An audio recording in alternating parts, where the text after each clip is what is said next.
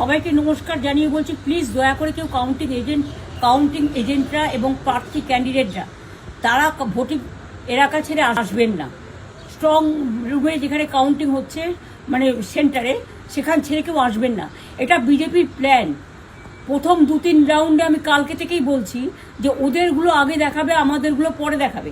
এবং অনেক জায়গায় 2-3 রাউন্ড কাউন্টিং করার পরে প্রায় 100টা জায়গায় কাউন্টিং বন্ধ করে রেখে দিয়েছে। এবং কল্যাণীতে ধরা পড়েছে 7টা মেশিন, যেখানে কোনো মিল নেই।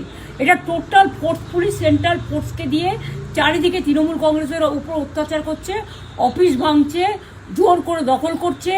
এসআইআর নামে আপনারা দেখেছেন ভোট লুট করেছে যাতে যে সিটগুলো জিততে পারে। কিন্তু এখনও এমন 70টা সিট আছে, 100টা সিট আছে যেগুলো আমরা এগিয়ে আছি, সেগুলো বলছে না। টোটালটাই মিথ্যে নিউজ খাওয়াচ্ছে। আগে ডিআইসিও এই খবরগুলো দিত, কিন্তু তাকে কালকে চেঞ্জ করে দেওয়া হয়েছে। টোটালটাই ইলেকশন কমিশন নিজের ইচ্ছে মতো খেলছে, এবং সাথে কেন্দ্রীয় বাহিনীকে নিয়ে। এবং আমাদের পুলিশরা টোটাল মাথা নত করে কেন্দ্রীয় বাহিনীর আন্ডারে কাজ করছে। সুতরাং আমি আমাদের কাউন্টিং এজেন্টদের, আমাদের সমস্ত পার্টির কর্মীদের বলবো, অত মন খারাপ করার কারণ নেই। আমি বলেছিলাম সূর্যাস্ত পরে আপনারা জিতবেন। 3 রাউন্ড 4 রাউন্ড কাউন্ট হলেও এটা 14 রাউন্ড থেকে 18 রাউন্ড কাউন্ট হয়, তখন আপনারা জিতবেন। Wait and see, watch. আমরা সবাই আপনাদের সাথে আছি, আপনারা কেউ ভয় পাবেন না, নিশ্চিন্তে থাকুন। আবার বাঘের বাচ্চার মতো লড়াই করে যাবো।